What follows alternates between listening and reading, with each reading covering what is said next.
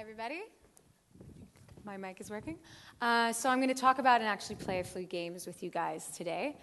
I'd actually like to start off my talk with getting everybody to close their eyes. I'm serious. And if you could just think about the color yellow. Now, if you can think about the color yellow and in one word describe that color to the person sitting next to you on either side. All right, one word. All right, now, now we're going to do this exercise again by closing your eyes, thinking about the color yellow. Now, think about how you would describe that color to someone that can't see. Okay. So, now, would you ever imagine that a visually impaired person would see this shape and call it a flower? Would you ever imagine that they would call this shape a house? What do you think a visually impaired person sees when they feel something?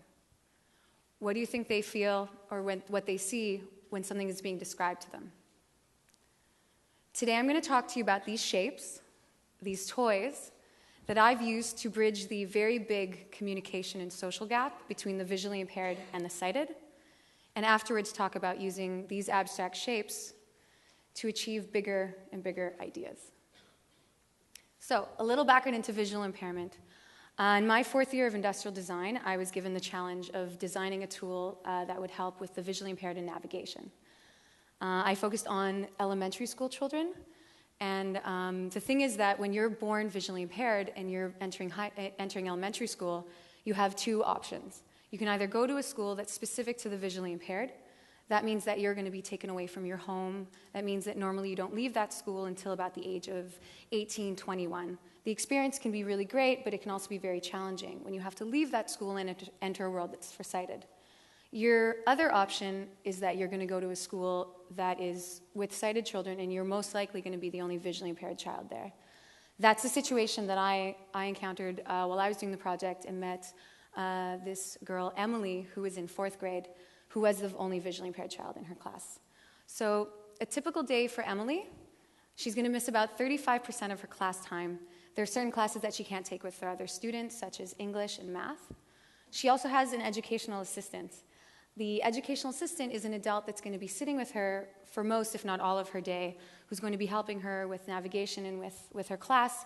However, this also adds to the giant social gap between her and the other sighted children in her class. Additionally to all of this, she has to train for orientation mobility. Now that's navigational training where she has to discover, where am I going, and how do I get there? These are very crucial concepts for Emily to understand in order to navigate her space. Now, when I was given this challenge, I found it very overwhelming. I really wanted to come in and to help Emily with these problems, but the turning point for me was when I actually spoke with the people who live with the visually impaired, because they're also just as affected by it, those who are friends in our family and who live with them as well. The gap between Emily and the sighted children that she plays with are huge. They are actually worlds apart. So my idea was to develop a toy that would incorporate the foundation of orientation and mobility, which is where am I going, and how do I get there? And to use those as tools in actually bringing the other children into Emily's world. So, this was a very interesting experience, and through the help of not only Emily, but a lot of other orientation mobility teachers, I came up with what I'm about to demo with you now. I don't have Emily with me, so I'm actually going to be using Dave Secco, who you just heard, and Alejandro from Nomadic Massive, who will be playing later. So if I can just get them to come up on stage.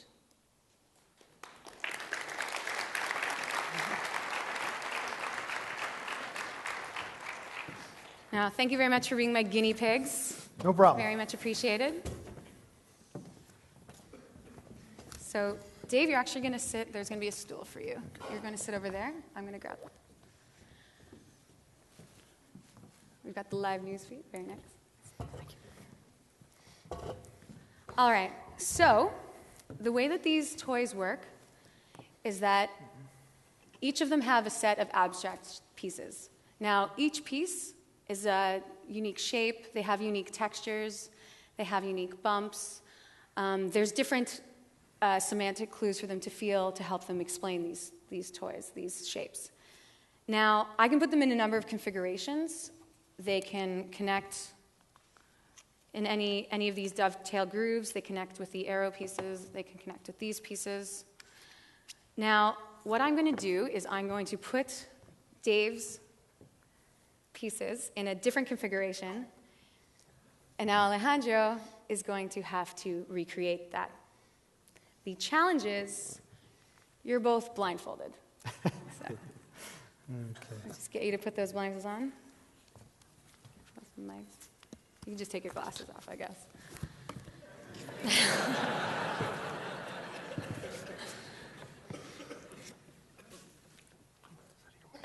Sure, I can grab that. Now, they've never played this game before, and Alejandro just found out about 5 minutes ago that he's playing this. So we might need you to root them on.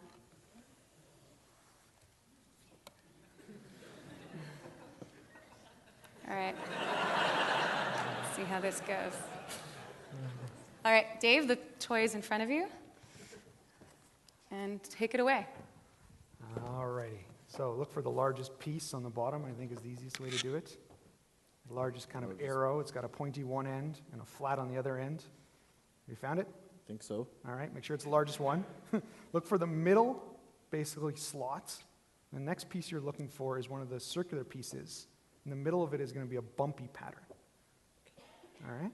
Find the bumpy patterned one that looks like a star or kind of like a circle, if you can find it. You found the one with a bumpy pattern on the front. The one side will be smooth, and the other side will be bumpy. I think it's this one.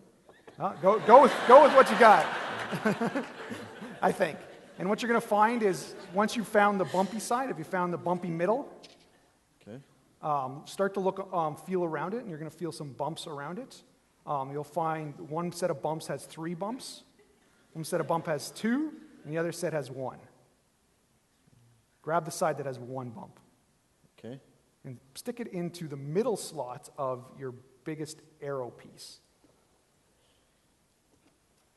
Whoa.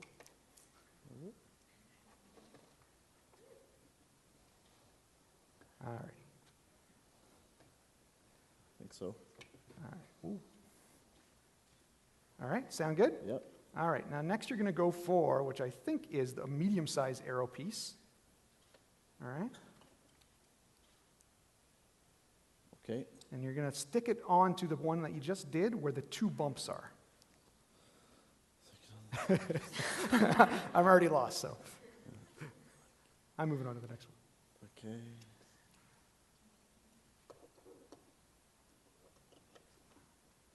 And you want to stick it so, sorry, I have an extra instruction that I just forgot. Stick it so that the arrow point is away from the big arrow point that's the base.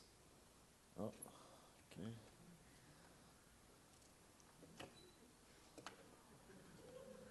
I know that's probably going to be pretty hard, and it might slide in a couple, but try to keep it at the very end. It might not fit in very nicely, but It seemed to work the first time. okay. Wherever you get to. Okay. All right, now you're looking for the second kind of triangle circle thing, the one with the smooth front. Triangle circle, can you... So it's like, yeah. The second piece that would have been the second piece you used. So similar to the second piece you used. So basically, Okay, yeah. okay. And it has a smooth front on one side. Okay. All right. So what you want to do is you want to look for the front of your base piece, the arrow. All right. Okay. So put your hand on the front arrow. Grab that piece that I just talked about, and I want you to somehow slide it in. I think I may have screwed this up because you may have had to put this in first. You want to somehow slide it in to the front. You have 30 seconds. All right. Somehow slide it into the front of that arrow so that the squishy part Okay. is directed towards the bumpy part on the other piece that's of a similar shape. Wow. And how's that for simple instructions? I have a feeling that was just as complicated as my talk. The squishy part. Is facing towards away from the pointed arrow. Okay. All right? Are we almost done? You're almost done. All right, so We can do a countdown. Final piece, just jam it on to the far side and see where we got to. Well, now they can't hear each other. With the arrow pointing out towards the other arrow point. All right. Thank you, guys. You see? You're almost free. Now, normally you would trade the puzzles to check, but for the time, you can just take the blindfolds off. So take a look at how you did. That's not broken. I did actually give you guys kind of a complicated shape to start off with. Kind of got there. Yeah, it's pretty good. Hey, that's all on me. That's all on me. All right, well, can I give you guys a round of applause? Thank you so much.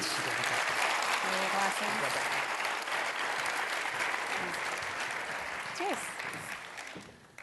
Thanks, guys. Well, I actually, while I was designing this, because of the fact that there were constraints to how many visually impaired children I could practice it on, that I started practicing it on the other students who are in my class.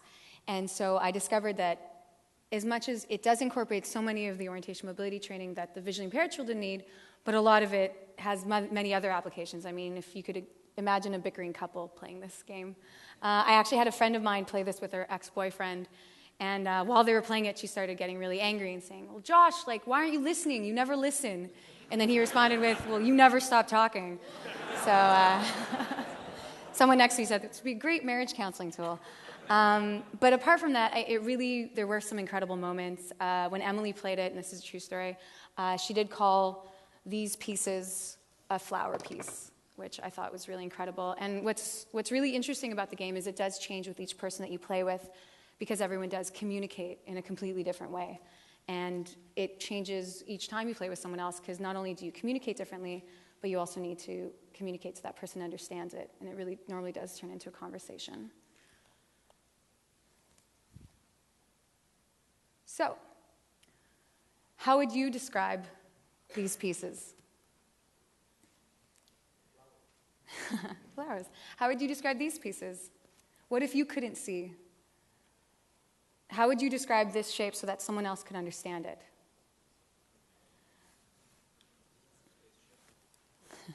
How would you describe something that you can't see? Like an idea. Does this look like an idea? Not really, but it can be how an idea feels. Very abstract, very broken apart. Coming up with new ideas can be really exciting, but communicating them can be incredibly painful. I know that a lot of my ideas look a lot like hexagons and arrows and shapes and bumpy things. So, when my idea and my passion has to do with what I feel is quite important. What this comes back to is children and communication. And how does it relate? Well, my passion is ideas. I'm a designer, and I work and I play with ideas all the time. My other passion is children and education. And I believe that we need to give children the tools to communicate these abstract ideas that they have in these very scary, vague ways so that they communicate with each other to build together on these ideas. Now, my passion also has to do with giving kids these tools to play in those scary places. I know that for me, it's quite difficult to communicate these arrows and these shapes and these bumps. Giving kids the opportunity to give those tools is very important. I don't know if we know what challenges the next generation faces. I don't know if anyone knows. I don't know if Mitch is still here. But we don't know what they're going to be facing. And playing with toys to let them play in that place is very important to me. Now I'm going to wrap up with a story from my fourth year. The same time that I was designing these toys was in my fourth year class. And I also had another class called Life Cycle Analysis. Now that class looks at products, and it tells you about from the beginning that product is made until the end. And the prof made it very clear that if you want to have a product that is going to be, let's say, sustainable, it can't be idea at the end. It has to be something at the beginning. He made that so clear that one of the students raised his hand and said, well, why are you teaching us this class in fourth year? that to us was a big moment because we were like, why aren't you teaching this to the first-year students? Why are you telling us this about 2 weeks before we're graduating? That to me is why I'm starting at the beginning. I'm starting at kids instead of at the end. So, thank you very much for your time.